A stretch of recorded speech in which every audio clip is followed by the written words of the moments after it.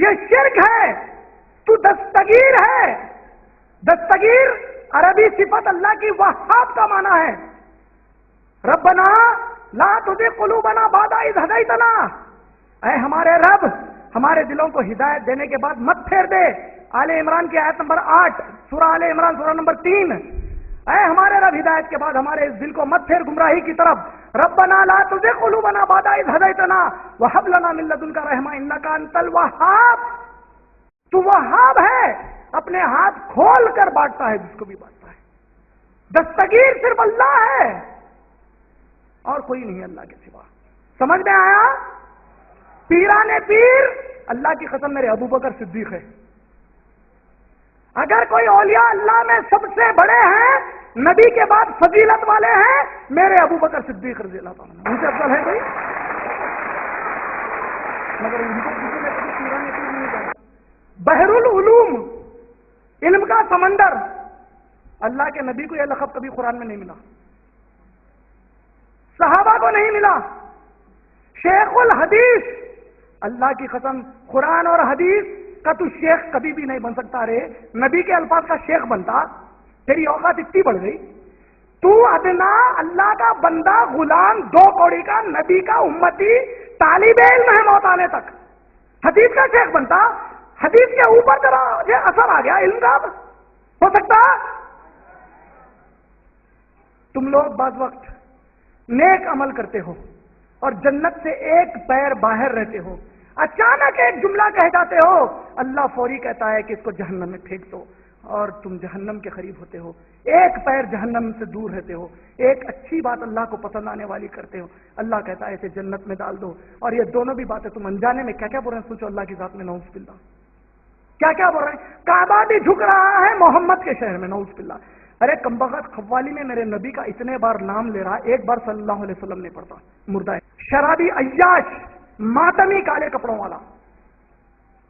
محمد تیرے باپ کی جاگیر ہے، محمد محمد محمد، نعوذ باللہ۔ اللہ کے نبی بول رہے ہیں لعنت ہے اس کے پر جس نے میرا نام سنا اور درود مجھ پر نہیں بھیجا، صلی اللہ علیہ وسلم۔ کعبے کو مدینے میں جھکائے۔ ارے کمبخت اتنی تو عقل استعمال کر کہ وقت کا نبی جا کے کعبے کے سامنے سجدے کرا، کعبہ آ کے نبی کے شہر میں جھکیا، اللہ کو نبی کے سامنے جھکائے۔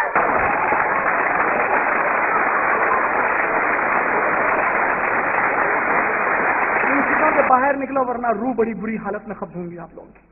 بندہ نواز صرف اللہ کی ذات ہے، غریب نواز صرف اللہ کی ذات ہے۔ نواز کے پہلے کچھ بھی لگاؤ، بعد میں کچھ بھی لگاؤ، سب اللہ کے لیے ہے خالی، اور کوئی نہیں۔ کوئی ہے؟ تو میری بہن نے جو سوال کیا، ماشاءاللہ آپ نے بہت اچھا سوال کیا، اس کے ذریعے کئی معلومات ہوئے۔ اور اللہ کے نبی کہتے ہیں جب کوئی مرتا ہے اللہ فرشتوں کو بھیجتا ہے، کہتا ہے کہ اس کے قریبی لوگ کیا کر رہے ہیں مجھے پتا بتاؤ، اس کا بیٹا کیا کر رہا، باپ کیا کر رہا، ماں کیا کر رہی، بہن کیا کر رہا، بھائی کیا کر رہا۔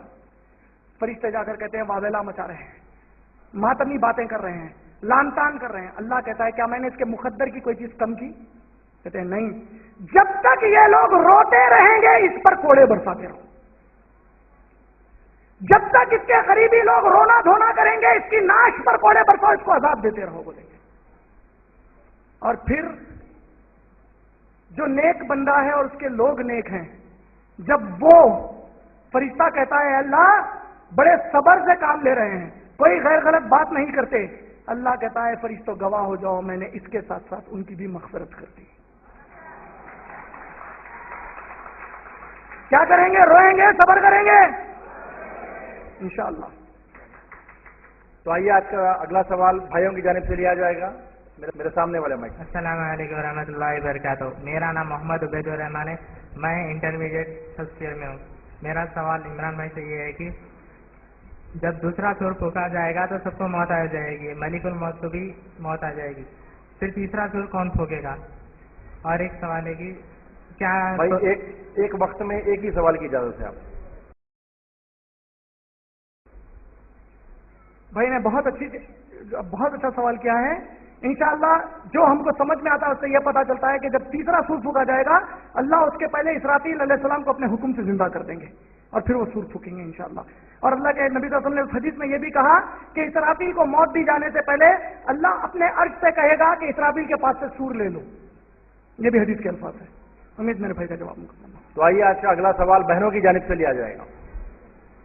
السلام علیکم۔ وعلیکم السلام۔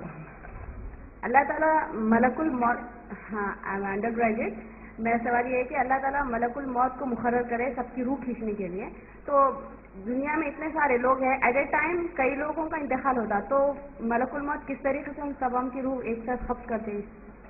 بہن نے پوچھا ہے کہ ملک الموت ایک ہی وقت میں اتنے ساروں کی روح کیسے قبض کرتے ہیں؟ بہن آپ انڈر گریجویٹ ہے تو ماشاءاللہ مجھے یقین ہے آپ کمپیوٹر وغیرہ تھوڑا بہت جانتی ہوں گی۔ جی الحمدللہ۔ کمپیوٹر میں آپ ایک ہی وقت میں کئی پیراگراف کو سلیکٹ کر کے ڈیلیٹ کا بٹن مارتے ہیں۔ جی ہاں ہاں رہے ہیں۔